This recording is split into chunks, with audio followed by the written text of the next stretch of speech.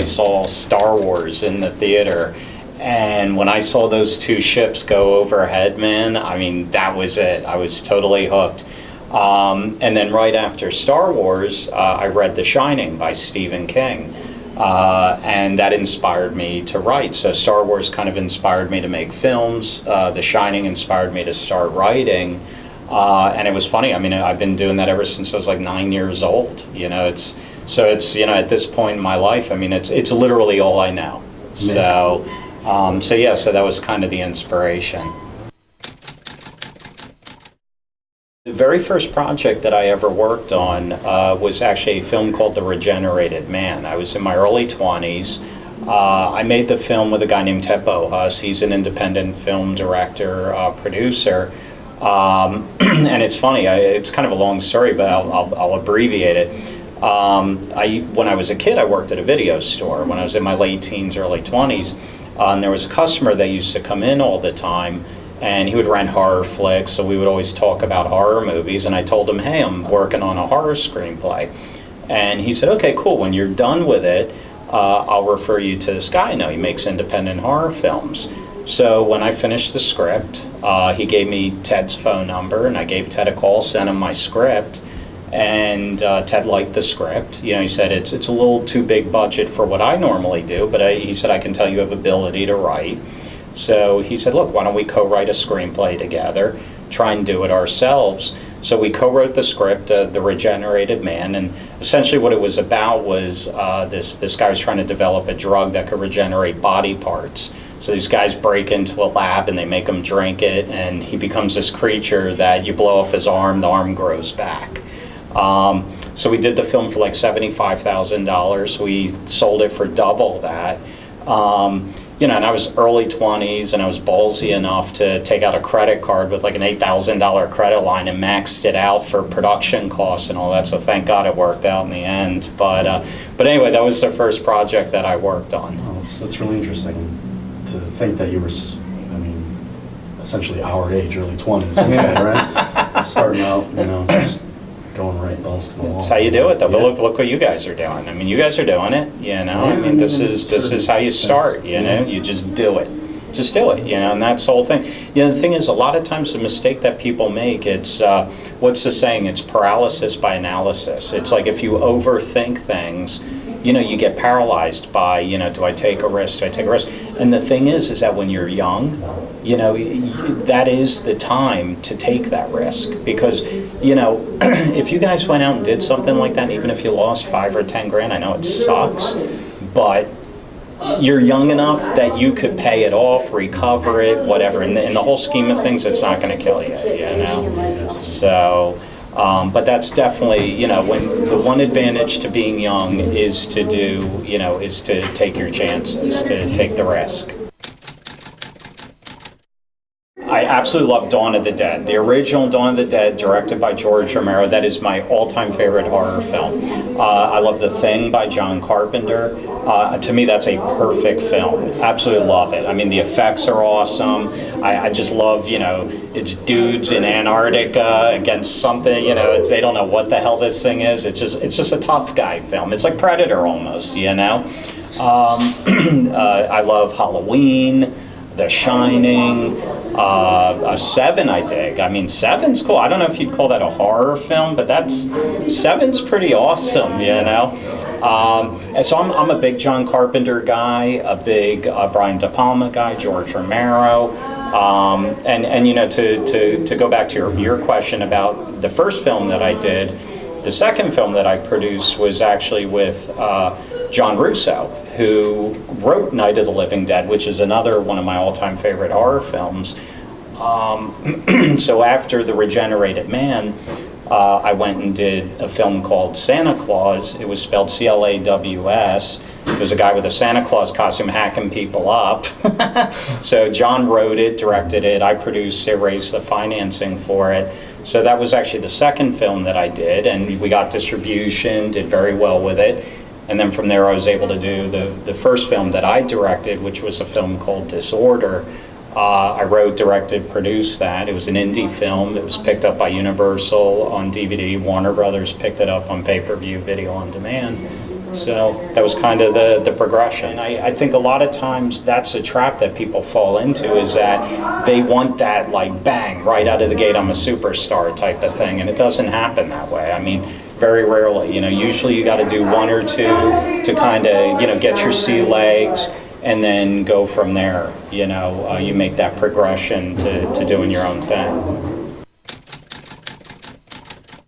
Goodfellas. Goodfellas. Honestly, Goodfellas is my all-time favorite film. I love Goodfellas. I'm a big Scorsese guy. And I also love The Crow. I don't know if you've ever seen The Crow. Crow is my second favorite film of all time. So, yes. I actually just picked both of those up on Blu-ray in the last 2 months. Get out of here, really? My two favorite films of all times aren't even hard. It's Goodfellas and then The Crow. So, huge fan. And Goodfellas, I mean, that film is so original and so uniquely shot. It looks almost like a documentary the way he shot it. And then the whole steady, everyone knows the Steadicam shot where you follow Henry and Karen through the restaurant as they make their way around. I mean, it's amazing. Yeah. I quote Goodfellas almost every day. Sometimes, and you don't even realize it,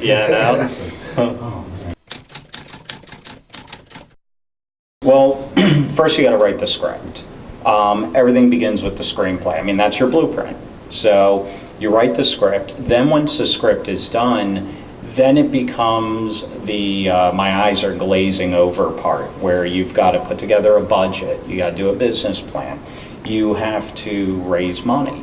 And that's one thing that a lot of first-time filmmakers don't seem to understand, because everyone focuses on the art. And you should. I mean, you should. You got to focus on filmmaking, acting, knowing how you're telling your story, how where you're going to shoot, all that. It's absolutely important. But without money, you're never going to bring your vision to life. So you have to know how to put together a budget. You have to know how to do the business plan, PowerPoints, projections. You have to know how to utilize state tax credits, federal tax credits. I mean, it's all essential. With Infliction, we shot in North Carolina because North Carolina offered a 25% tax credit. So essentially, a quarter of our investors' money was protected by the tax credits. So it's amazing. And then you also have a federal tax credit, which the year that you shoot the film in, you can essentially invest in a film and then write it off as a loss in the year that you make your investment. So for a high-end earner, it's like, hey, that's awesome. That's less money I have to pay on taxes, So I get to write this off, and I am an owner in a feature film. So, so if you know how to utilize those things. So anyway, you write the screenplay, you put together your budget, your business plan, your PowerPoint, all that stuff. You get your money, then it's all production. You go completely into storyboards, shot list, casting, location scouting. Then you do your principal photography, and then once that's done, then you go into post. And in post, that's editing, sound design, color correction. And then once the film's done, then the next step is distribution. And that is so hard to do. I don't think people realize how hard it is. There are independent films out there with stars in them that don't get distribution. So, so once you're done with your film, you try to get distribution. So, you can send the film to a distributor, but chances are they're not even going to watch it. So ideally, you want to try and get an agent or some sort of a sales rep. That's what I did. I mean, on my last film, Disorder, I was able to get a sales agent and the thing was, when I had finished Disorder, I shopped it around for almost a year on my own and got rejected by everyone. Excuse me. So what I did, I started a whole internet campaign. I cut a trailer for the film, started shopping the trailer around to anyone that would look at it, agents, distributors, managers, anyone. This one agent, his name's Jeff Cooper with Cut Entertainment Group. He saw the trailer, contacted me, said, hey, send me a copy of the film. I overnighted it to him. He watched it, and he signed me. And within 30 days, we had our deal with Universal. So, I mean, unfortunately, that's the way it works. So with Infliction, when I was done with Infliction, I just went right to Jeff, and he got me the deal with Virgil Films. So that's kind of the process. You seem to luck out with Infliction. I mean, Yeah. you mentioned there was a limited theatrical release. Yeah. You have it on, what was it, Virgil Productions? Virgil Films. Films, Yeah. excuse me. Yep. Walmart, Barnes and Noble, Yeah. Amazon. I mean, those are major retailers. Sure. So, I mean, Sure. it seems that you really found the Yeah. right guy to go to. On this. Absolutely, I got very lucky. Virgil Films released Super Size Me. They've done a bunch of other films. I mean, a ton of indies. What they'll do is go to like South by Southwest, Sundance. They'll pick up these films. So it's a lot of art house films. So you take a film like Infliction that was shot to look like a documentary, and so it was like a perfect marriage, And they had all the. That's the thing is that when you make a film, I mean, indie people try to self-distribute. And it's okay to a point. I mean, you can create a website, people can go to your website and buy it, but to get into the major retailers like Walmart or Amazon or Best Buy, you need a distributor because they have those pipelines. You're just not going to call up Walmart and say, "Hey, do you want to pick up my film?" They're not. They're going to want to deal with a company that has a relationship with them, that they've done business with them in the past.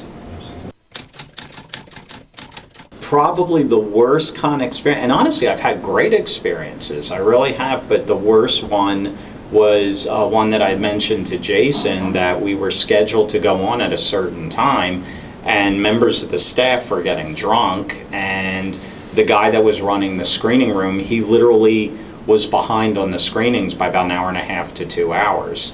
So my film was supposed to go on, I believe, at 9 o'clock, and it didn't even start till like 10:30, 11. Because the guy had gotten hammered, and it was just complete disarray. So, and it was frustrating because people were showing up at 9 to watch Infliction, and the reason why it was scheduled at 9 was because around 11 the after party was going to start. So do you think people are going to want to go see a movie at around 11 or go to the after party where they can kind of mingle with celebrities and all that? So, I mean, not the end of the world. I mean, the whole point of doing these conventions is to pass out flyers and create the publicity. So really, if people don't attend the screening, it's not the end of the world. The whole point is to just promote the film. All right. Networking, essentially. It's networking. Yeah, everything's networking. Yeah, it's all about networking. Well, I hope your experience here. Oh, it's amazing. Oh my much God. better Yeah, than it's that been one. amazing. Yeah, Yeah. Days of the Dead has been amazing. That's So right. I was speaking with Jason afterwards, and he wants me to contact him and discuss screening Infliction in Indianapolis. They've got, Days of the Dead goes all over. The one thing we've been finding by doing these screenings, women are connecting with this film, and it's because of the child abuse aspect. It's all of that. When you're dealing with child abuse and rape and incest and all that, especially with moms, it brings out the claws in them. It does. I mean, we've done so many of these screenings, the Q&As, and you can just see, these middle-aged moms, like they're so amped up after seeing the film. It's because they're they're looking at like their kids, that type of thing. The way I differentiate found footage from assembled footage, with found footage, it's just that. It's found footage. It's the characters accidentally recorded something or recorded something and then were killed, and someone found the footage after the fact. Assembled footage basically means that the characters shot this on purpose. There was a specific reason for shooting it, and the footage was assembled for storytelling purposes. So with Infliction, I didn't set out to do a assembled footage film or found footage, whatever you want to call it. The script dictated it because of how ultimately everything ties in together at the end.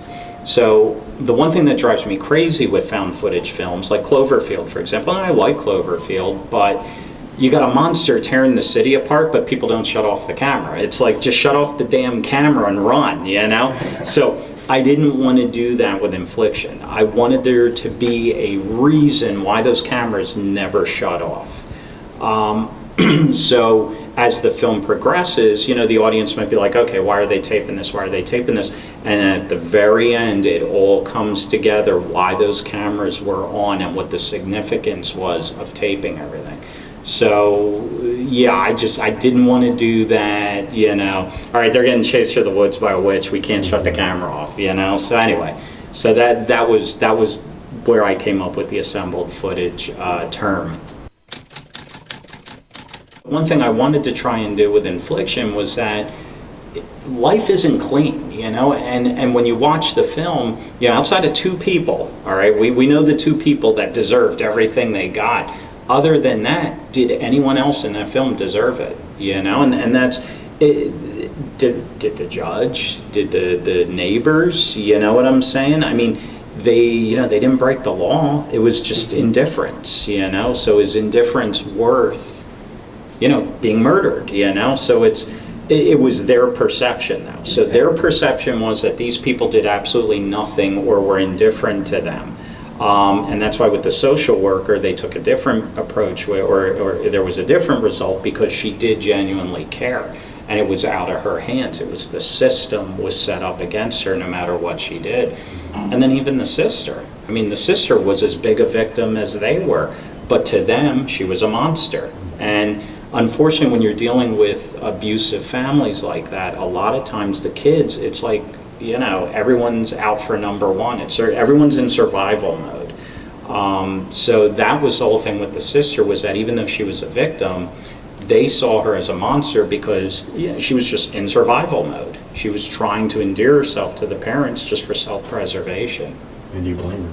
Yeah, no, I mean, that's what I'm saying. So Yeah. it's like, did she really deserve it, Exactly. you know? So, and then the other thing was, you know, it was essentially not only with the cameras, but, you know, the punishment was to fit the crime, and that's why they were posing their bodies in ways that represented how they felt these people wronged them. So that was like a whole other twist to it. Yeah. There was a person that I once knew, and I won't, you know, say who her name is, but someone I once knew came from a very abusive family, and so I just kind of saw the cycle of abuse, you know. Her parents were abused by their parents, and their parents were abused by theirs, and she had siblings that were having kids and weren't the best with their kids. And so that was kind of the inspiration, was what I had seen with this family. I mean, this family was pretty screwed up. Not to that level, but you know, it's just that whole cycle of abuse. And, you know, you look at it and it's like, you know, logically, you know, wouldn't you stop? You know, I would look at it like, if someone abused me, there's no way in hell I would do that to my kid. But these kids, you know, these people are so beaten down and broken, and so you can't even really put yourself in their position. You know, I mean, I was not abused as a kid, thank God. So anyway, I don't want to say that Infliction was based on a true story, but if I did say it was, I wouldn't be lying, because all you'd have to do is turn on the news. Just turn on the news and you'll see some sort of story out of Infliction somewhere in the world. The film was a whole play on the failure of government. I mean, that's essentially what it was, you know. It was like these kids just kind of fell through the cracks, you know. The system let them down, you know. And when you say the system, you know, it's not a boogeyman. I mean, it's people. You know, people are working the system. So, you know, they personalized it. You know, it wasn't just, you know, the system failed them. It was the people that ran the system failed them. Yeah. How child abuse not only affects those specifically impacted by the abuse, but then society as a whole. Because those people, if they're broken, they go out into the world, and they, you know, they're the ones that could commit crimes or could harm others because of what had happened to them. Yeah, I actually do. I'm working on a film right now. It's called In the Dark. The script's already written. It's actually a $5.5 million film, and had a great meeting with investors. So we'll see. I mean, I don't have anything committed yet, but the script's done, budget, business plan, everything, projections, everything's all done. The next step is trying to lock down our startup capital, try and go get some stars. Once you get your stars attached, you can get your pre-sale deals. Essentially what the film is about, a college student is returning home to the town he grew up in. It's a small middle-class island in Michigan, and he's coming home because his father had passed away suddenly. You know, he's coming home to be with his brother and his mom, and, you know, just help them, you know, make arrangements and all that. Essentially, when he gets back to this island, he finds that things have changed. Everything looks deserted. Yards are uncut, you know, homes look unkept. What you find out is that the island has been overrun by zombie vampire type creatures. And these things are not Twilight. I mean, these things are all rotting and pissed off. They're like crack addict vampires. So there's thousands of them, and there's a handful of people left alive. They got guns, and they're trying to get off the island. There's thousands of these things coming after them, so they're blowing the crap out of these things, trying to get off the island. So that's essentially the popcorn version of it, because it's going to be an action horror film. But the whole underlying theme to the film is lost morals. It's immorality. Essentially, the vampires are like drug addicts, okay, because their need to feed outweighs anything else, and all the lives they've damaged. The main character had paralyzed his best friend in a drunk driving accident. There's another character cheating on his wife. Another character is being abused by his stepfather. So it kind of ties all the storylines together. The protagonist and the antagonist are very closely linked. So that's the whole underlying theme to the film. So there's, you know, heavy story, heavy characters, but then it also has all the popcorn, you know, that everyone wants. I based it on an island in Michigan called Groseal. It's right outside of Detroit. I actually lived there when I was a kid for a few years, so that's how I've always had that in mind. You know, it's like a small little middle-class community, so that'd be pretty badass to see the thing get over. And you know what's really cool too is that there's real bootleg tunnels, like old bootleg tunnels on this island. So I incorporated that into the script, that's where these vampires are going to be sleeping, in these old bootleg tunnels. So yeah, so it's pretty cool. The same gentleman that did the effects on Infliction, his name's Vincent Guastini, and he's badass. I mean, you saw the effects in Infliction. He did Requiem to a Dream, he did Dogma, he did Jay and Silent Bob Strike Back, Hannibal, Flags of Our Father, Last of the Mohicans. I mean, I can go on and on. Thinner. Yeah, he's pretty A-list effects guy, and he's one of my best friends. I've known him for like 20 years. I actually met him on the set of Regenerated Man. So he was kind of starting out the same time I was, and we just clicked, and we've been friends. And so he did Infliction. He'll be doing In the Dark. Right on. Yeah. Jeez.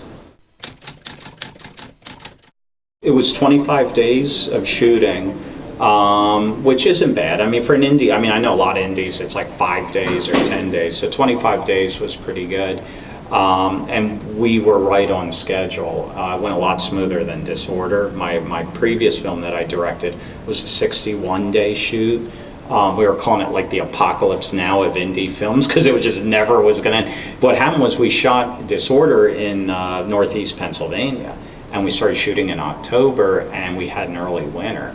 So it was like we would set up lights, try to shoot, and then it would start freezing rain or snowing. So essentially it forced us to shoot out all of our interiors, and then we had to wait until the snow melted in March to go back in and finish shooting it. So yeah, Disorder was brutal, man. It was weather. It killed us. But with Infliction, we shot in North Carolina, so the weather was much better. We literally did not even lose half a day, not even a quarter of a day of shooting because of the weather. It just worked out perfectly. Well, Infliction, you see the brothers handling those, like, you know, little handy cam type things. Oh, that's right. Exactly. That is not what we shot on. We shot on a Sony F3, which is a pretty high-end camera package. And essentially what the challenge was with that was, you know, when Kenny had the camera and he would go up or down or shoot into a mirror, you know, when he was shooting in the mirror, you couldn't see the reflection of the DP. You know, obviously, you can't see a guy stand there with a camera. So we had to literally coordinate the DP and the actor with their camera movements. So what the challenge was that the actor not only had to worry about facial expression, delivery of lines, he also had to know how to move the camera so that he was perfectly in sync with the DP. Now the DP not only had to worry about keeping it in focus and lit properly and not seeing shadows, but he had to keep his movements completely in sync with the actor. So the DP on Infliction, his name's Joseph Craig White, and he did an amazing job on it. I mean, there were some scenes, the hardest scene to shoot in the entire movie, believe it or not, was when they went into the hotel room. When they dropped it was after the bar. That was all one take, and the camera movement had to be completely in sync. He drops the bag, he swings over to the brother on the bed, then swings back to the mirror, and the DP had to keep the framing so that the audience, it looked like Kenny was shooting in the reflection in the mirror, but the DP was so bunched up on him, I mean, he could barely move, so that we wouldn't pick up the DP in the mirror. So it took us like 26 takes, I want to say, 20 takes. And the problem was, it wasn't performance. It was just camera movement. It was, it was like, oh man, they nailed the performance, but the camera was a hair out of whack. We did use the footage from the GoPros. Those are legitimate GoPros. Those are legitimate GoPros. We put them up, and we actually got a permission from GoPro. They actually gave it to us for a discount for the product. I mean, it's product placement, So yeah, and I tied it into the story, because it's like, okay, we got these cameras in the car. So the audience knew the cameras were there, so there was no hiding it, and the quality was good enough that we were able to use it. A lot of it was the lighting. That's where we noticed the difference was with the Sony F3. I mean, it's amazing what it could pick up in low light situations.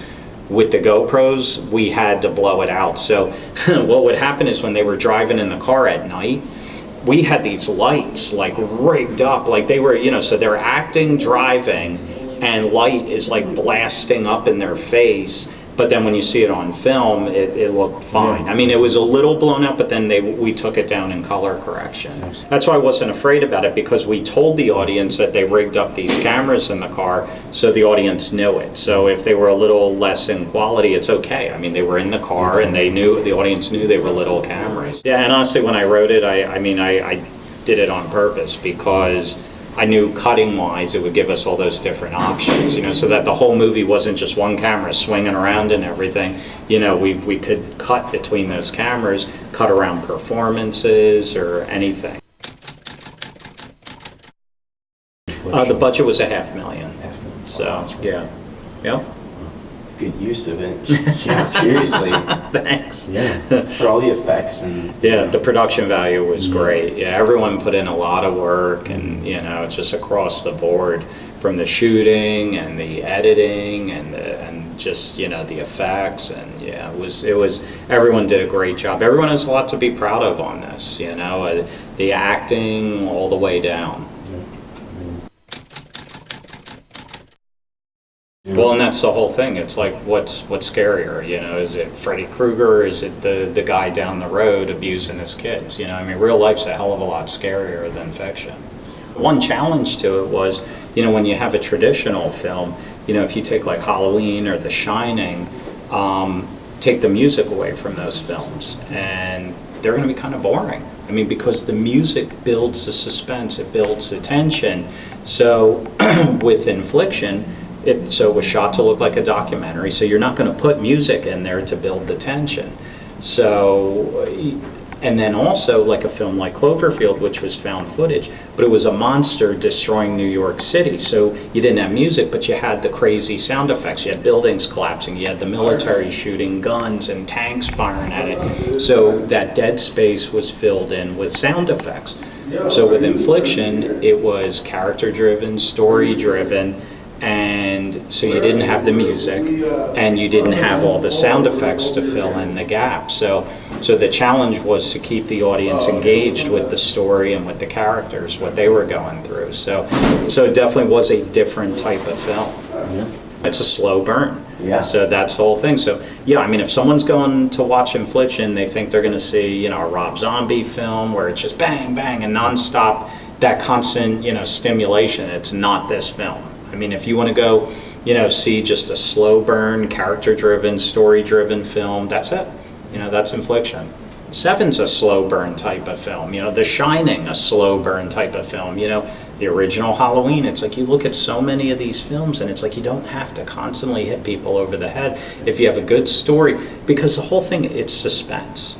It's that whole what's around the corner. It doesn't have to be body parts being thrown at you. I mean, if you have good characters where you care about them, and then you kind of build that tension. If you care about a character, you're not going to want something bad to happen to them. It's like Walking Dead. You know, it's like, because you love the characters. It's like, what if Daryl dies, we riot? And it's like, it's because everyone's so emotionally connected now to these characters.